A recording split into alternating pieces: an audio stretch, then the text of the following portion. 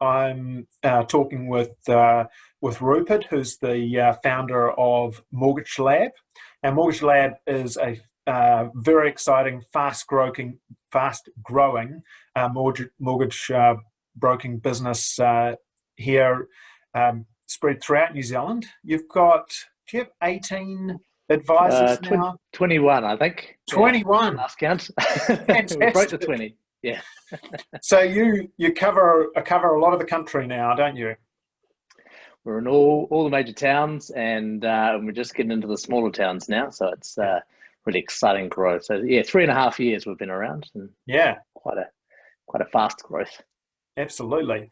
And look, I met Rupert a couple of years ago now through a business mastermind group, and I was really impressed with his approach to his business. And today we're going to be having a chat about business efficiency. How can you improve the efficiency of yourself as a founder, but also across your team and your business. So I really appreciate your time today, Rupert. And when do you want to share your exciting news that you were talking with me about before? Well, straight into efficiency, right? And Yeah. I have to say thank you for doing this, because apart from talking about mortgages, I'd say efficiencies and sort of processes is almost my second favorite thing to talk about. So this is great for me, like a treat.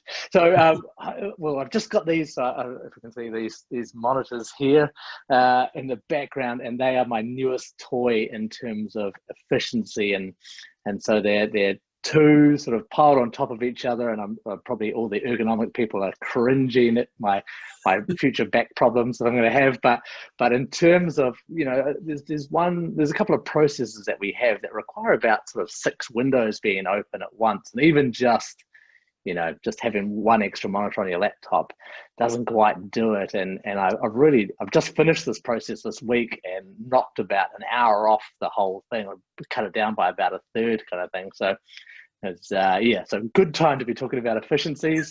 Screen real estate is my number one tip. I remember it was probably a couple of months ago. You were sharing another key kind of business tool that is crucial to your business success, which I think it was your A4 pad. Oh yeah, Yeah. The book that I used to write it. Yeah, Rocket book. I think. Oh, here we go. Here it is. I won't show up in here. Yeah. A Rocket book. Now I'm all digital usually, but the Rocket books are really good. You basically they're kind of plastic paper, and you can just wipe them down, and you never have to replace the book basically. Yeah. Really good way just to jot your notes down. I've got all my notes for what I'm going to talk about, today and things, and we can just scrub it off. And so that is my one non sort of digital piece of equipment, really. Yeah, excellent. How long have you been using that for? Well, it'll be a couple of years now. I think it's the same one. Yeah, it's a Rocket book. I'm sure there's a couple of others, but I think I saw it on Kickstarter, and I know a couple of friends of ours have got into it in a big way as well. And you can scan the notes. It sort of comes with an app that you can scan, and it's got sort of character recognition on it. But I tend to just doodle and then wipe it away. It's a really good way to get it out of your head, eh? Yeah. Fantastic. So I guess just moving into a couple of the the talking points that we've got for today. So there's a whole pile of different strategies that can improve efficiency in our businesses, and one of those is delegating some of the small things, and I guess in general delegating as your business grows. So really interested in your thoughts on that, and any examples where you've been able to implement that in your business. Yeah, it's funny to start an interview with a part of the business that traditionally I've not been very good at. So it's not my strength to delegate, and I think that's quite common for entrepreneurs, right? Like we kind of believe that no one else will do it quite as well as we will do it. So delegation is probably one of the first sort of hard lessons that you get as an entrepreneur. And we started probably with the use of a virtual assistant. I think that's been quite a sort of break, removing a really good accelerator for the business in terms of offloading, particularly, for in our line of work, data and the cleanliness of data is a really important thing, right? Like it's in anyone's case, a database, a clean database is something that you want to have. But in our world, the data is essential to what we offer the clients. And so having someone that can clean that and really just make sure it's high quality data can make the whole process for the client enjoyable. Now, if I was doing that, that would be really taken away from strategy and sort of accounting and all the sort of stuff that I need to do to move the business forward. And so I sort of had this moment where, how can I get an admin person in? What's this going to cost? The business is quite new and things, and this use of a virtual assistant was a real kind of relief to the business in general. And you can also, if that's not taken up all of their time, then you can get them doing projects that you might. So let's load up a few social media posts and broadcast those, and suddenly that's off your hands, but is an amazing thing for a business, right? Fantastic. And I mean, outside of your virtual assistant, I mean, I know that you've delegated more and more of your marketing over the last year as well. You've brought in a marketing assistant to help you with that. How is that helping to accelerate the business? So same thing, really. It's we really decided to go all in on marketing and really be a brand that releases information that is quality for clients. People who are looking for mortgages are really information hungry. They want to know all this information. So we wanted to provide that, and not something I could do efficiently and still do all the other stuff I need to do. So we brought on Amy. She's our brand manager, and she now looks after all the social media. I create it and then sort of hand it over to her to make me look pretty and take out my ums and ahs and things, and then she releases it onto social media, which is a really important part of our sort of growth in our education hub that we're trying to create for our clients, really. So that has been amazing. It was a very nerve-wracking step in terms of the additional salary that is provided, the additional salary that's paid. Am I going to cover this? When am I going to cover it? And you really just have to, like a lot of things in business, kind of just go all in and either fail fast or see that it works, kind of thing. Yeah. Oh, excellent. Big fan of failing fast. Yeah. Are there any examples around delegation that have come through your advisor network? So we're probably going to talk about this a little bit later on, but a lot of the admin that's required around advisors, we get our software to do the heavy lifting. So if we're talking about delegation to a person, then there's not a lot of around that. We do use the virtual assistant to say dictate notes that she can then put into our system. But a lot of the stuff that traditionally other mortgage businesses deal with by getting in admin people, we have used the software that makes it easy. So not to get too into mortgage world because it's relatively boring in the background, but if we're chasing up a client for documents, we need some more pay slips and this is what we need. Traditionally, someone would type that and say, we need more payslips, please send us this.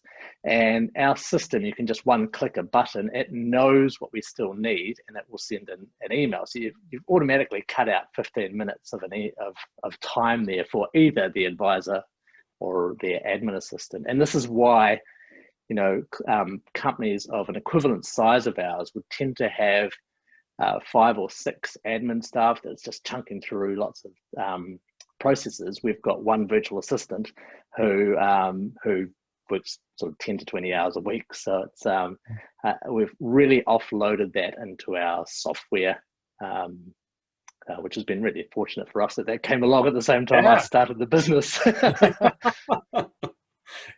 Yeah, it's I find it fascinating that every year or every couple of years, like if you were to be restarting your business again from scratch, what's the competitive advantage that you have now being able to use tools that are a couple of years newer than I see a lot of businesses that I work with who often have been in business for a number of years, and they're having to compete against startups that are able to have that instant efficiency or competitive advantage through better technology and better process. It's really interesting. Yeah, and there's a real temptation as your business grows older, and to be fair, mine's not that old, but to sort of put a plaster over the old system rather than just totally replace it. And I think there's a risk with that, in terms of not keeping up with how the software is going. I mean, in our world, just 5, probably 6 years ago, we were gathering sort of Word documents and PDFs, and then some people were still faxing it to the bank. I mean, like it's outrageous, right? And yeah, it's very hard. But I kind of also understand that change anxiety and sometimes change fatigue. If you don't quite grab that right software, so there's a bit of a measurement there, right? Is this a fundamental benefit to the business? Or is this a shiny new object that may or may not help? Yeah. And as an early adopter, I'm prone to shiny new objects. They really attract me. So it's one of the things I have to watch, is that I'm not just always kind of implementing new things and causing these people who have to work with these bits of software, sort of change fatigue and things. So,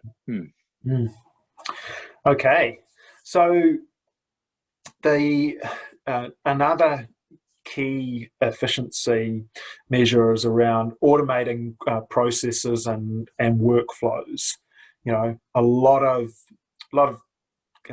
business gets bogged down by those repeatable tasks.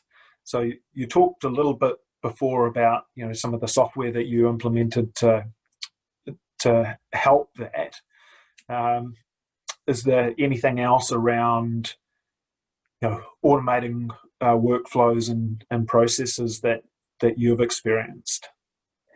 I think there's an amazing amount of software out there that can do all these things, and it's literally built to automate processes for you. And a lot of the time, I've either found out about them through things like hang around you and the mastermind, sort of finding the switched on other business owners who are using it. I read a lot of articles. I use Flipboard, but I know there's a lot of sort of news aggregation software that finds those type of articles, and quite often it will just mention, oh, by the way, Google's now doing this, and that was something I was looking for. Google has like Data Studio, which is a dashboard that is just a beautiful bit of software, and I can easily bring that up and say, okay, last quarter we had X amount of refinances and new applications, and this advisor did this much. And just to pull that really useful data out in a way that if I was required to do that on a quarterly basis through sort of analyzing spreadsheets would take me an hour, and I can do it in 10 seconds. It's really amazing, and it's free, and it's through Google and things. So keeping up to date with that sort of software, I think, really helps.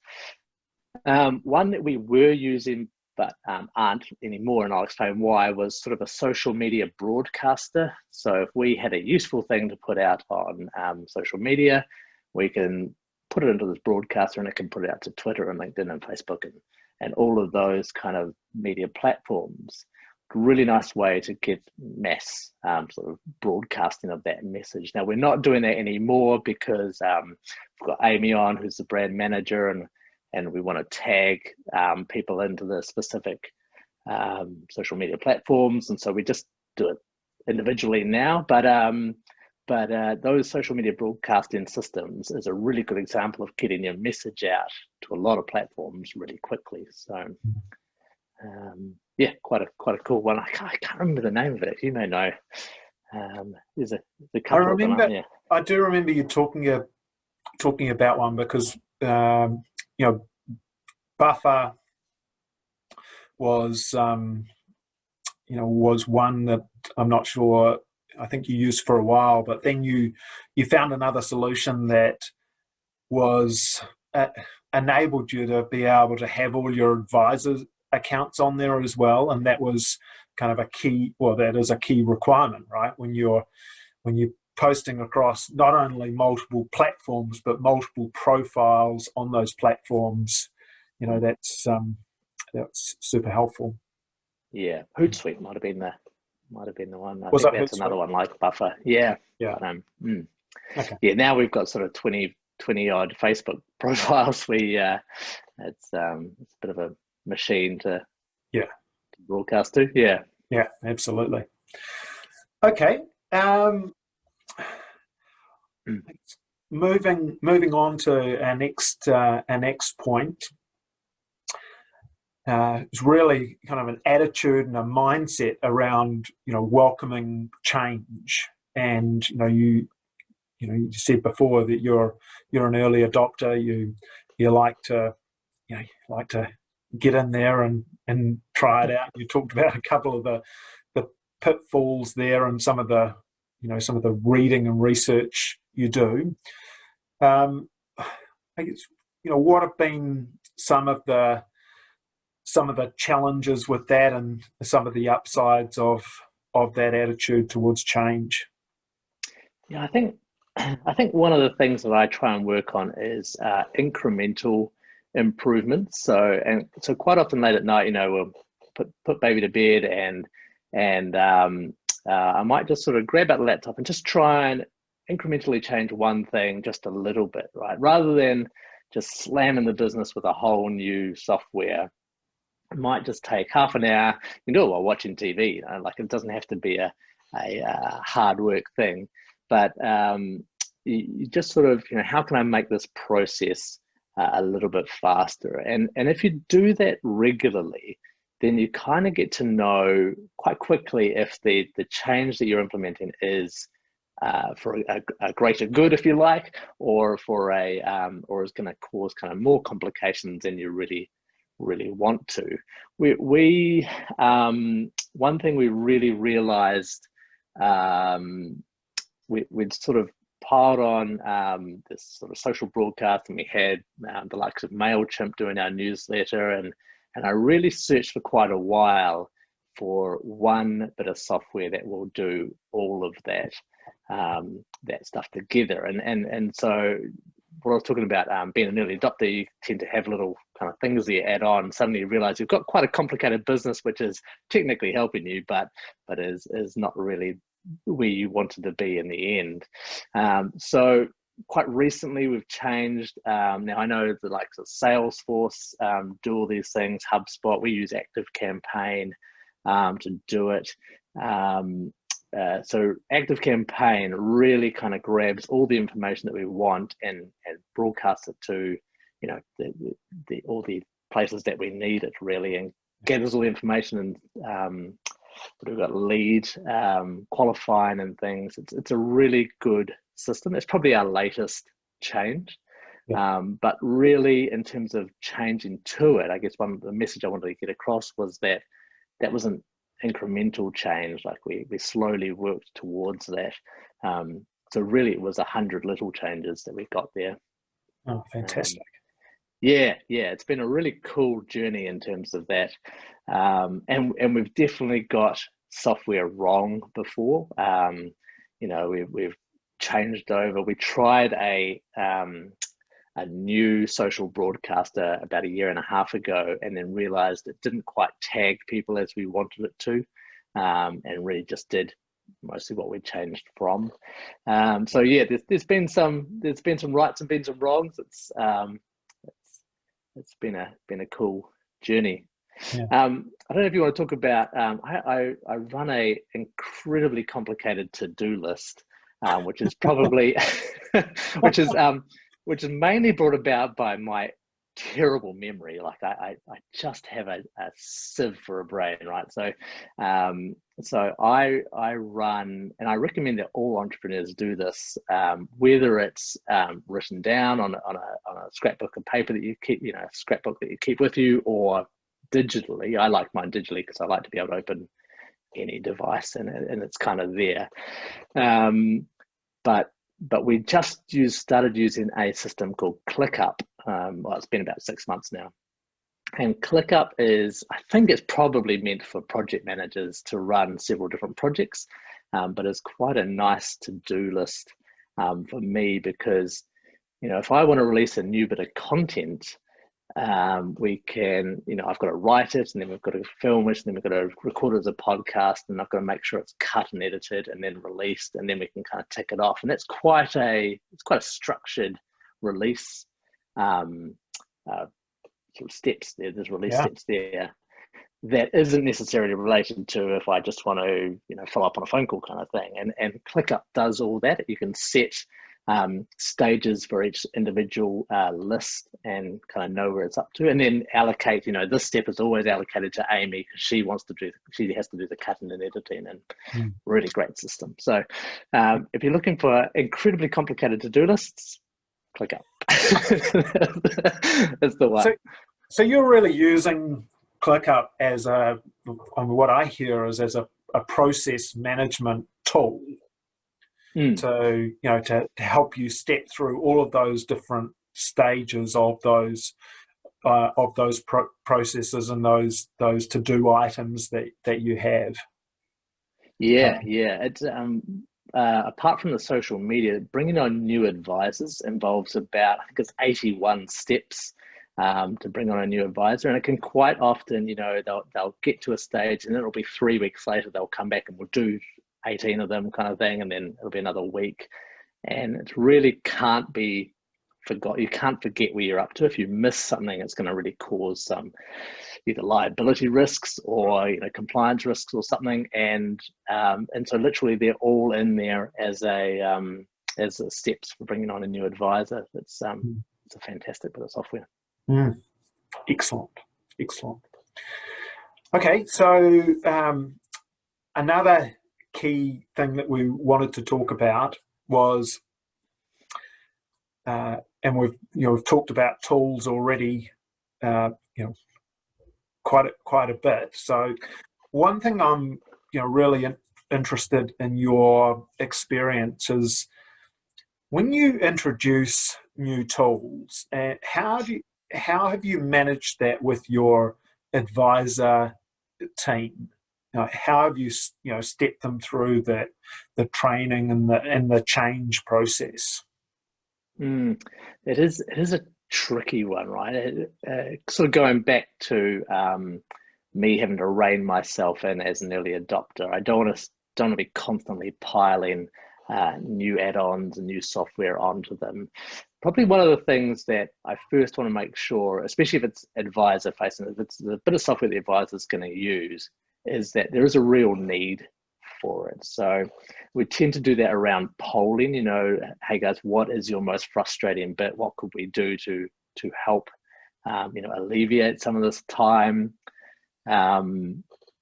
Then I will search for what I think is a good answer to this problem, and talk to the likes of yourself and sort of other people who are adopters of the same technology, hunt around those articles that we were talking about, find one or two that I think of, trial it myself, really make sure I've got my head around it to make sure it's safe. I mean, apart from being usable, there's obviously now a privacy issue that we've got to go through if we have to upload our database to that bit of software. How comfortable are we that they have got the right protections in there? So there's a whole heap of stuff that I tend to test. Then I've got 3 or 4 of those advisors who tend to be open to change early, so I get them to test it and tell me if it's usable. It's real difficult. If they're finding it difficult, then the guys who hate change are really not going to find it enjoyable at all. And at some point you have to measure, again, is the benefit that the software is offering worth the change? Now I think I've sort of spoken to change managers very briefly. It's something that I'm not an expert in at all, but at some point you have to say, okay, this is the new bit of software that you're using and this is required to be used. And you want to do that quite late in the stage, right? So you can't have all of these new things which half the people use and the other half use the old system and stuff. So kind of proving there's a need for it, testing it and making sure that that need is met with that new software, and then implementing, but forcing an implementation gently, benevolent dictator that I am, but really saying, hey, look, this is now the software. I worked for a bit of time at New Zealand Post, and they are a really good example of like, oh no, this team uses this old system and this team uses this old system, and they'll never change and that kind of thing. And I understand they are a big company, right? So that is symptomatic of the size of their company. But it really kind of made me aware of, you don't want half the team using this old system and maybe not even being aware there's a new system made. So a prime example of this is we've got a new intranet coming out in about a month. And so it will be awesome. It'll be much better than the old one, I can tell you that. But really we're at testing phase at the moment, make sure it's all running and sort of has everything that we want. But in a month's time, they're going to get new logins. The old internet's just going to be deleted. So there is no option for them to use the old stuff. Excellent. That's that's. I could talk all day about this stuff. Yeah, that's really, I think there's some really great points there around, how to manage that whole process, because I guess we see all the time that there are great solutions out there. So often, that setup, implementation, training, and change management is, it can be a really difficult thing to get right. I know a lot of businesses struggle, particularly around CRMs. Like you can have a CRM which has got 15 new things which make your world a lot better, but if it's missing one thing that the old one had, that's the frustration, right? It's, this one used to do it this way. And so I think, you're never going to get something which is 100% better, solves all your problems. But if you implement and say, look, this is how the company is doing it now, and here are the reasons why it's so awesome, and acknowledging that these are the reasons, here's where it falls down, but we think overall it's a better thing. That's the way to do it. And I'm sure the change managers have a pretty cool acronym or something for that, but yeah, that's the way we do it anyway. Yeah.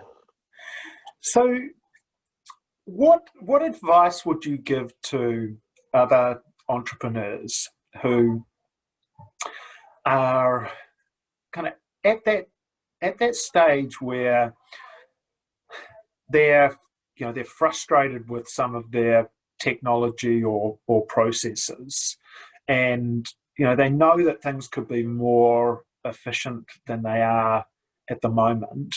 What are a couple of things that they could do to kind of start that process?